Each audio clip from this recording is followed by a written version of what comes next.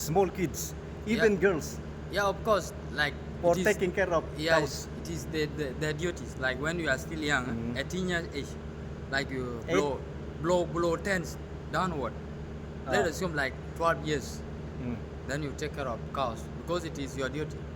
Mm. But if you see big people that they are chasing cows or this, just know that they are escorting those small kids Mm. because they want to direct But them. how they can manage to take care of the cows? So sometimes I can see running cows. Yeah, of course.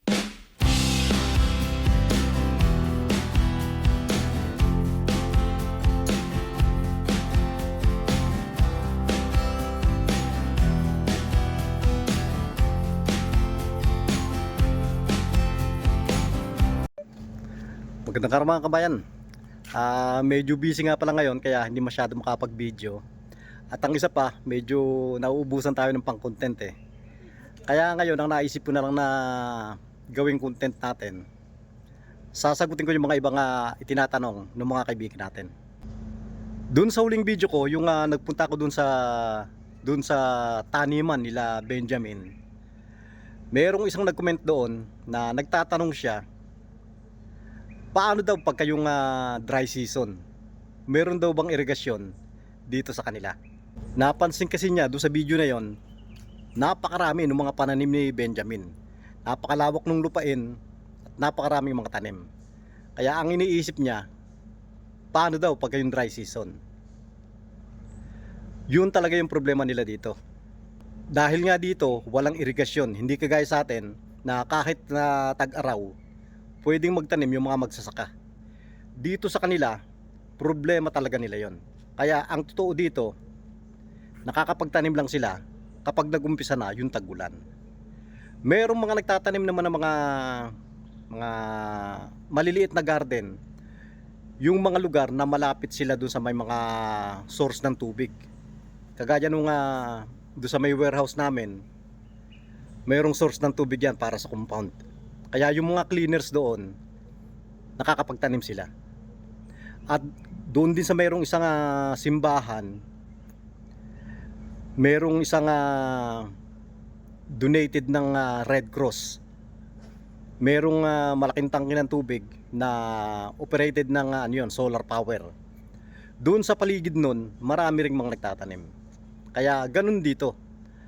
Ang mga nakakapagtanim lang kapag ka dry season, yun lang mayroong mga malapit sa may source ng tubig. At kanina naman meron uli akong nabasa na comment doon sa isang video ko na maraming baka. Ang tanong niya ganito, napakarami nilang mga baka, saan daw nila pinapakain kapag dry season? Dahil nakikita nila pagka dry season nga naman dito, walang mga damo. Pero hindi na ako yung sasagot niyan. Tanongin natin tong si Paul, Doktor. Yeah. Paul, Yeah, Peter. some friends are asking because they have seen on many videos that you have so many cows here. Yeah, of course, we have a lot of cows. And during dry season, Mm. they can see no grasses here. Yeah, of course, as you see, as usual, yeah. Like when it is dry season, even grass they are there here. Mm. That means if it is dry season, then you took your cow to the deep forest for grassland. The place where there is a lot of water, like the lakes, Near the lakes. near the lake, yeah. Especially So near the lakes. grasses are there even during dry season. They are still dry or wet. They are there. Mm. It is dry, it is wet season. They came back because you have a lot of flood there Mm. in the forest. That's the reason why they came here. And here during the rainy season, there are still some grasses here. Yeah. But if it is dry season, every grass will die because there's no water. But if it is there in the deep forest, there is a lot of lakes, rivers. Mm. Yeah. And another question. Yeah, welcome. I've noticed here why many cattle keepers they are using small kids, even Yeah. girls, Yeah, of course. Like for it is, taking care of yeah, cows. it is their duties. Like when you are still young, Mhm. 18 years age, like you Eight. blow tens downward. Let's assume like 12 years, Mm. then you take care of cows because it is your duty. Mm. But if you see big people that they are chasing cows or this, just know that they are escorting those small kids Mm. because they want to direct But them. how they can manage to take care of the cows? So sometimes I can see running cows. Yeah, of course. Like, you know, these small kids, they are very good at running. Like when your cow run away, then They it's will better chase, for huh? you to chase and then you control it. Ah. Like let's say like when your cow they are collapsed, Hmm. as you see usually, we have a lot of cows. Like when your cow collapse with others, then Hmm. you can definitely identify your cow because you know your cow, the color They of can cow. identify their Yes, cows, huh? yes. The cow, they know horns and even all this the color. Mhm. Yeah, like when your cow collide with others cows, then you identify them. This is your cow. Okay, Yeah, what- so you really are experts on cows, huh? Yeah. Because Yeah, you even grow up with. I did that. I did that when I was like 10. I did that because I know everything about cow, even the color, and what the most useful about cows. I know. Okay. Like here, like here when you are below, let us assume like when you are below 6 years old, you are supposed to be in cattle camp so that you drink a lot of milk, so that you be look good, like you get a lot of protein. As you know, these meals they are useful. I know. But if you don't take them, my friend, you'll be weak. Yeah, Okay, thank you. yeah, you're welcome. We call this one in our language okra. Okra. Okra. The same the way it has been called in English. You call it like that also. We call it okra also. Exactly okra. But we will call it alwaga in our language. But you know okra? I know okra. You know okra, it's English. Yeah, But yeah. we call it okra also. Yeah, in English it is called okra. I know it like that. Okra. But if you, the same your language, it is called okra. I don't know Okra. what. And this one, Eh?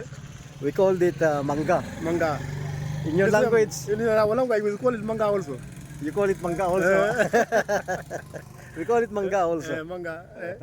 It is the same. And this one is different. This one we called it saluyot. Salute. I know. And you called here kudra. We call it here kazura. That is the difference. That one is different. Okay. Okay.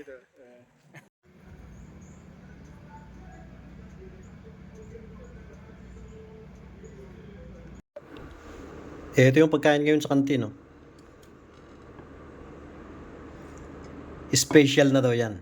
Yan ang buffet nila kapag Martes at Huwebes. Okay na rin naman yan, no? Manok ito. Tapos yun okra.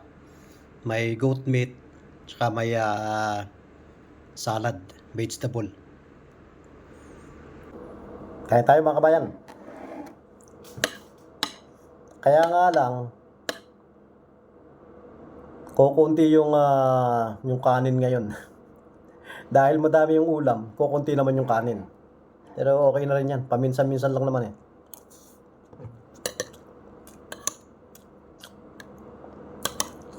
Ang madalas kasi niluluto nila talaga, beans. Yung red beans, ang tawag nila janjaro.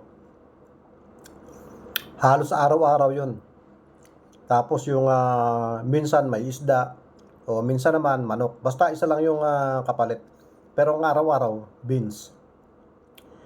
Tapos nga, kailan lang daw ginawa yung ganyan na buffet na pag Martes lang at Huwebes, medyo madaming ulam.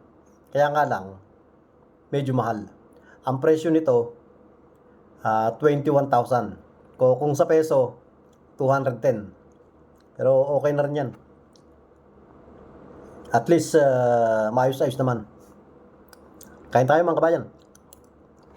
At yan lang po muna sa ngayon mga kabayan. Sana po nagustuhan nyo rin yung shinare ko ngayon. At maraming salamat po sa mga laging nanonood na mga ina-upload ko.